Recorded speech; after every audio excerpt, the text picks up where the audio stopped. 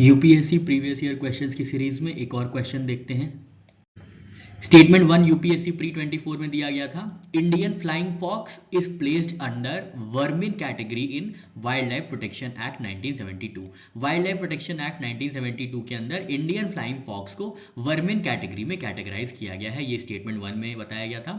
Statement 2 में बताया गया था, Indian flying fox feeds on the blood of other animals. तो इंडियन फ्लाइंग फॉक्स की डाइटरी हैबिट्स बताई गई थी कि वो फीड करते हैं ब्लड ऑफ अदर एनिमल्स पे। ये दो स्टेटमेंट दिए थे, तो इसका सही आंसर था statement 1 is correct and statement 2 is false.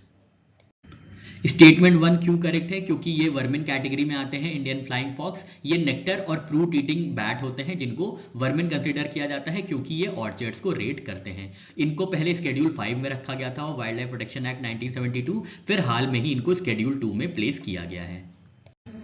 Statement 2 incorrect है क्योंकि इंडियन फ्लाइंग फॉक्स जो होते हैं बैट होते हैं, ये फ्रूगीवोर होते हैं जो कि फीड करते हैं फ्रूट्स पे, नेक्टर पे, फ्लावर्स पे, ना कि ब्लड ऑफ अदर एनिमल्स पे।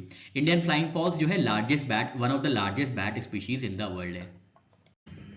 चर्चा करेंगे वाइल्ड लाइफ प्रोटेक्शन एक्ट 1972 के स्केड्यूल्स की। स्केड्यूल 1 में आते हैं क्रिटिकली एंडेंजर्ड इन स्पीशीज जिनकी हंटिंग, पोचिंग, किलिंग या ट्रेडिंग जो है स्ट्रिक्टली प्रोहिबिटेड है। इसमें Bengal tiger, Nilgiri tahr, black buck, Andaman wild pig, hornbill, घड़ियाल एक्सेट्रा एनिमल्स आते हैं। स्केड्यूल 2 में वो आते हैं जिनका जो भी हाईली प्रोटेक्टेड एनिमल्स होते हैं जैसे कि Assamese macaque, bonnet macaque, wild dog, pigtailed macaque etcetera. Schedule 3 में वो स्पीसीज आते हैं जो कि एंडेंजर्ड तो नहीं होते हैं, फिर भी उनको प्रोटेक्ट किया जाता है hunting, trading, poaching, killing etcetera से, जैसे कि बार्किंग डियर हो गया, चीतल हो गया एक्सेट्रा। स्केड्यूल 4 में जो आते हैं वो हंटिंग, पोचिंग, किलिंग और trading of wild life species are also prohibited. तो इनकी भी प्रोहिबिशन है ट्रेडिंग वेडिंग करने से, जैसे कि हेज हॉग हो गए, गीज हो गए, बुलबुल्स हो गए, फैल्कन्स एक्सेट्रा।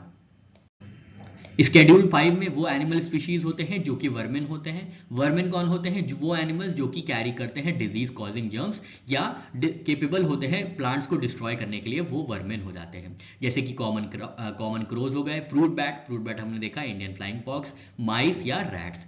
स्केड्यूल 6 में वो होते हैं जिनके कल्टिवेशन ऑफ प्लांट्स को परमिशन चाहिए होती है उगाने के लिए, कल्टीवेट करने के लिए, जैसे कि बेडोम्स कैट हो गए, ब्लू वैंडा हो गए, पिचर प्लांट हो गए। इनके लिए क्या है? इनके लिए प्रायर परमिशन चाहिए होती है इन प्लांट्स को कल्टीवेट करने के लिए।